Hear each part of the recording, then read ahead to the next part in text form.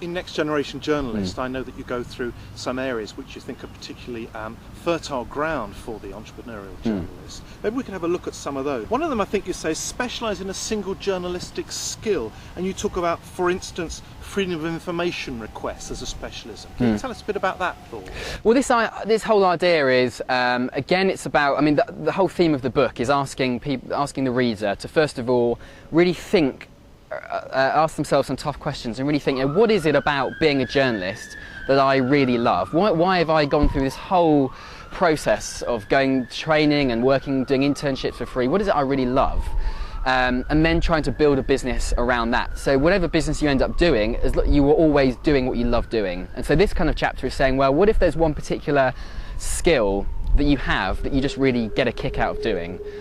So, a lot of people go into journalism courses and they might discover that, I really love doing data visualization. I really love sending in these freedom of information requests. And it's about saying, well, if that's the one thing I really love doing, how can I make my whole career about doing that and making money from doing that?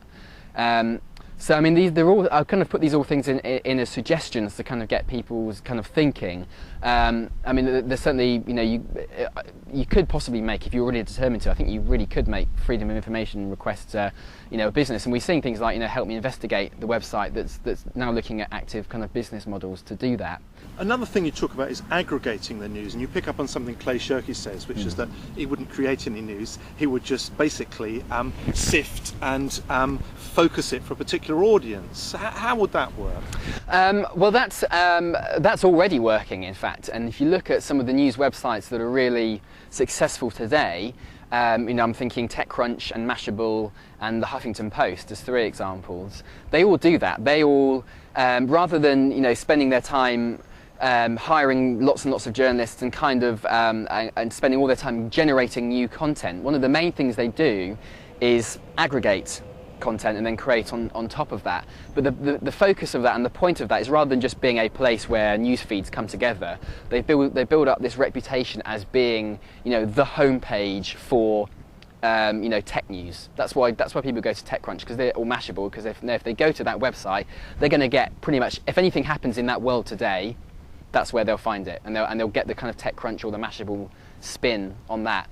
So I think there's huge other, enormous other areas of journalism where that's just not happened yet. Another thing you mentioned is making a niche work, serving the few rather than the many, and I guess that's an extension of that thought. Absolutely, and there are people who say in other parts of online news or online content creation that you only need 1,000. This idea that you only need 1,000 followers who love you so much that they'll buy everything you make to earn a living, and I think that's something for journalists in the future to think about, is rather than trying to create a newspaper website or a website or a magazine that millions of people read, just create one product or that 1,000 people read, and if they pay £20 a year subscription, that's £20,000 income you've made, and if it's a niche that those people that really matters to them and you're the place to go for that, then that's a really realistic thing to achieve.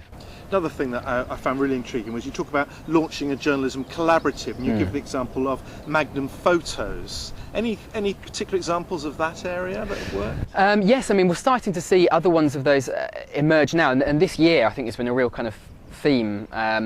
In America there are already quite a few. There's Media Storm, for example, there's Wayo Now, there's Story 4, the Bombay Flying Club, they also have these great names, and they're all kind of collaboratives of journalists from all over the world. And in the UK there's a couple of young ones. There's Not on the Wires, who are a group of maybe 5 or 6 recent journalism graduates who've set up a small production company. There's a company called Duck Rabbit, which is a collaboration between a radio producer and a photojournalist. And I think there's a real kind of similarity if you look at the history of Magnum and you look at where we are now. Magnum was kind of born out of this kind of colliding of several things. The invention of the Leica, this really cheap portable camera. You had someone like Henry Cartier-Bresson, who was quite innovative and was an artist before he became a photographer and all this type of thing. And I think we're starting to kind of see that now. We're now again in an age where this technology is becoming smaller and cheaper than it ever has been. I think with that you're really able to innovate I'm just really excited by the idea that with so much, the ability to create content being so cheap and to publish it being so cheap, that anyone can really do it now. And I think, you know, it might not even be a journalist who kind of reinvents digital storytelling. Embarrassingly, it might be someone else. But you know, I think the ground is kind of fertile for more companies like that to act, and especially with the internet as well. Again, you know, you don't have to have an office anymore to run a company. You know, you could run a collaborative with journalists in every country in the world, you know, and really be able to build on having a strong foreign presence. What about hyperlocal? Some people are beginning to make money out of Absolutely. hyperlocal. Is that going to work? I think it will work, actually, and I think, you know, I think local news definitely does have you know, a solid business model. I mean, we're hearing so much about these local paper companies, you know, Johnston or Trinity or whatever, that are struggling, and lots of people worrying, you know, do people care about local news anymore? I think the reason they're struggling is because they still have these enormous profit margins that they require, you know, 30% or something, you know, something ridiculous like that, which is why they're having to struggle and having to lay off journalists just to maintain that profit margin. And actually the great advantage that hyperlocal websites have is, number one, that they don't have to have a ridiculous profit margin. They can have 1% or 5% and still be happy with that. But also they can really bootstrap and cut their costs, not by paying the journalists nothing, but by, you know, not having to pay for a big office or having to pay for a big, you know, massive printing press. All those things they can do to keep their costs down. And that's the reason that the ones that are doing that are really serving an area well, keeping their costs low, and really becoming part of their community and filling that gap that has been left by these struggling mainstream papers. Yeah, absolutely. I think that's an area. I think hyperlocal and local is definitely here to stay.